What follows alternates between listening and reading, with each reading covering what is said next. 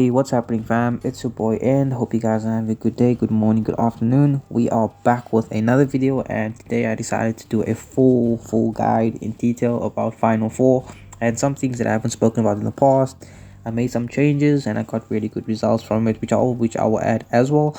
So without further ado, let's get started. So I'll be starting with the positioning of Shinobi. As you'll see, I have my Shishui on the far left and I have my Naruto Final Value on the far right. Now, I did not put them randomly like that. They serve a purpose. So, for example, I need Shishui on the far left, number one, because I want him to spam or insta-cast his new 4-star first or his limit break, right? Naruto Final Value's limit break covers the whole room basically, so no matter where he is, his effects such as invincibility, strip, etc. will always take effect regardless of his position. But I also want him to insta-cast his new limit break as fast as possible, and in order for that to happen, I need to keep them out of harm's way. The general way people attack your fortress if they defeat the force gate crash installation is they either speed glitch or they enter with a jutsu or ult, and that is directed towards the middle, which is Rin and Itachi. If I can keep as much damage or as much contact away from Shishui and Naruto Final Value, then that will enable them or give them more free room to use a jutsu, team invincibility, protecting my team, iframe, helping them stay alive and do their thing, right?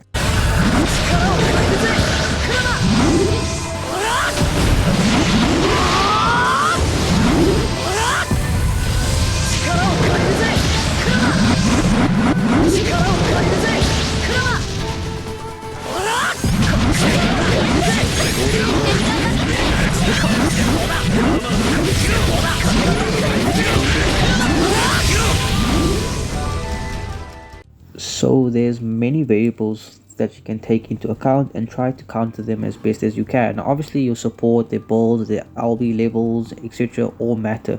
If you can try and put all the pieces of the puzzle together, you will get a better result rather than relying on an unfinished puzzle, right? Now, I know many people don't have Shishui and Itachi. I'll do my best to add alternatives and explain as I go along. Okay, so for Shishui Uchiha, I would most likely replace him with Narukage. Now, the reason I would pick Narukage is he can also insta-cast his new limit break more so than other defenders. His limit break also provides team evasion, invincibility, strip, CP steal, just like Shishui Uchiha. And then in second, I would put his second or his old limit break for iframe, team invincibility, etc. and with this EX revive kill, right? Now, in terms of Itachi, as long as you have a Naruto Final Value, his stat negation will act as evasion strip. So you can put any other Shinobi who can provide team invincibility, strip, damage, CP steal again, anyone with those capabilities. You can even put Boruto only heal with the Sengan, or as I said, you could add another evasion strip unit if you have, such as Minato V1, Kid Kakashi, Madara 6 spots, etc.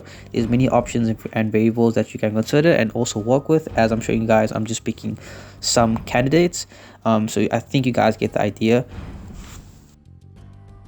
Okay, so let's go over the individual builds, combos, resistances, and yeah, let's begin. Okay, so this time around for the past few days, I've been testing his 4-star first and his limit break in third. Now, his 4-star first because his activation is slightly faster than his limit break, which really helps against failed speed glitch. And then we're keeping a space to increase the chances of his AI insta-casting his 4-star first, and then with his limit break in third slot, and with just having 2 jutsu, he will only spam his new effects, which is really important. Don't put any other jutsu on. Now, in the past, I've had 130% anti-confusion. He is a green type, so I decided to utilize that to his full capabilities. So I added and took off all attack tools, boosted his defense as much as possible so he can tank, survive, and keep my team alive. Okay, that's his purpose. As a bond, I have Sasuke in 20th for extra evasion strip, range, CP steal. He shoots a double fireball. And also remember that just because he doesn't have 130% anti-confusion, the rest of my support does.